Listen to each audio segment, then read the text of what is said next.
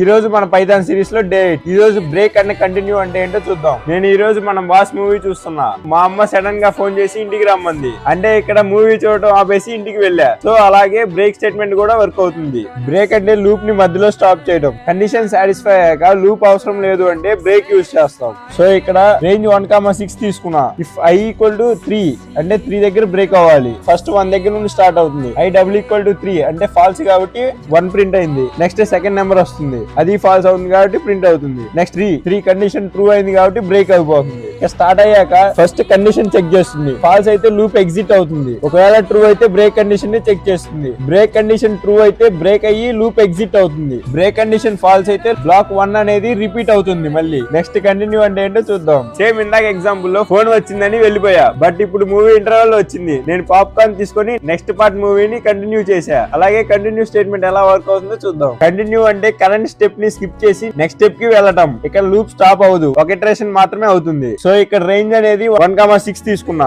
i double equal to 3 తీసుకున్నా. అంటే same ఇక్కడ కూడా ఇందాకట్లాగానే 1 ఈజ్ ఈక్వల్ టు 3 అంటే అది ఫాల్స్ అయింది కాబట్టి ప్రింట్ అవుతుంది. సేమ్ సెకండ్ అది కూడా 3 వచ్చినప్పుడు ట్రూ అయింది కాబట్టి 3 దగ్గర స్కిప్ చేసి నెక్స్ట్ 4 కి వెళ్తుంది. కండిషన్ 1 అనేది ఫాల్స్ అయితే లూప్ ఎగ్జిట్ అవుతుంది. అదే ట్రూ అయితే కంటిన్యూ కండిషన్ చెక్ చేస్తుంది. కంటిన్యూ కండిషన్ ట్రూ అయితే లూప్ ఎగ్జిట్ అవుతుంది. అదే ఫాల్స్ అయితే లూప్ మళ్ళీ రిపీట్ అవుతుంది. ఇప్పుడు చెప్పిన టాపిక్ నోట్స్ కావాలంటే మన పేజీని ఫాలో చేసి డే 8 అని కామెంట్ చేయి. నోట్స్ నీకు డిఎం చేస్తా.